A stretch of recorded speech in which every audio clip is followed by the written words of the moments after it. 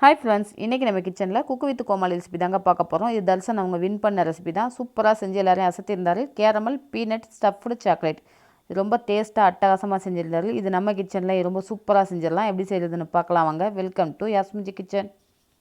இப்போது ஒரு பேனில் நிலக்கடலை ஒரு 50 கிராம் சேர்த்து வறுத்து எடுத்துக்கலாம். ரொம்ப கருகிடக்கூடாது. இது நல்லா வறுபட்டதும் இதை ஒரு பாத்திரத்தில் மாற்றிடலாம்.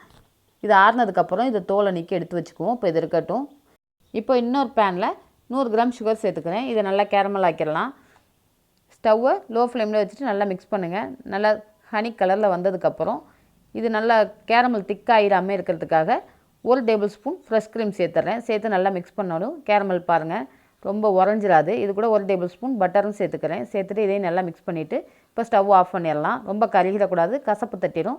இது கூட வாசனைக்காக வெண்ணிலா எசன்ஸ் கொஞ்சம் சேர்த்து நல்லா மிக்ஸ் பண்ணி விட்டுக்கலாம். அது கூட ஒரு தோல் நீக்கின நிலக்கடலையும் ஒரு கைப்பிடி அளவு சேர்த்து நல்லா மிக்ஸ் பண்ணிடுறேன்.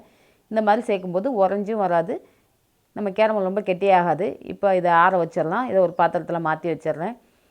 அப்படி உங்களுக்கு உறைஞ்சிட்டாலுமே மறுபடியும் ஹீட் பண்ணிங்கன்னா கொஞ்சம் மெல்ட் ஆகிடும். அதுக்கப்புறம் நம்ம எடுத்து சாக்லேட்டோடு சேர்த்துக்கலாம். இப்போ இது இருக்கட்டும்.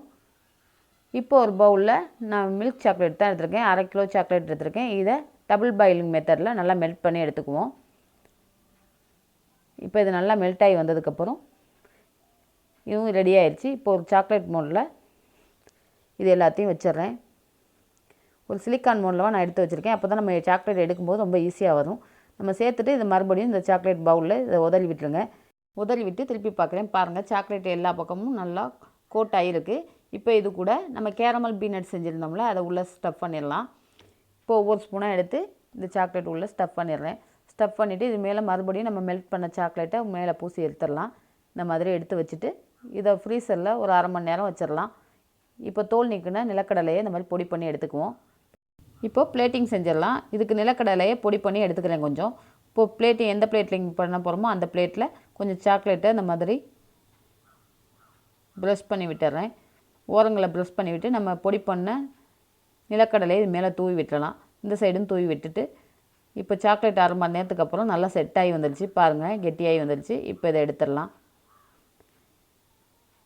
ஒன்று ஒன்றா எடுத்து இப்போ பிளேட்டில் வச்சிடலாம். வச்சுட்டு மேலே கொஞ்சம் டெக்கரேஷனுக்காக பீனட் கொஞ்சம் பச்சை கடலையை எடுத்து கொஞ்சம் நொறுக்கி வச்சுருக்கேன். கொஞ்சம் கொஞ்சமாக எடுத்து வச்சிடலாம். அவ்வளோதாங்க. ரொம்ப சூப்பரான டேஸ்ட்டில் அட்டகாசமான கேரமல் பீனட் ஸ்டஃப்டு சாக்லேட் சூப்பராக ரெடி ஆயிடுச்சு. இதே போல் நீங்களும் ட்ரை பண்ணி பாருங்கள். ரொம்ப டேஸ்ட் அட்டகாசமாக இருந்துச்சுங்க. இப்போ பாருங்கள், கட் பண்ணி காமிக்கிறேன்.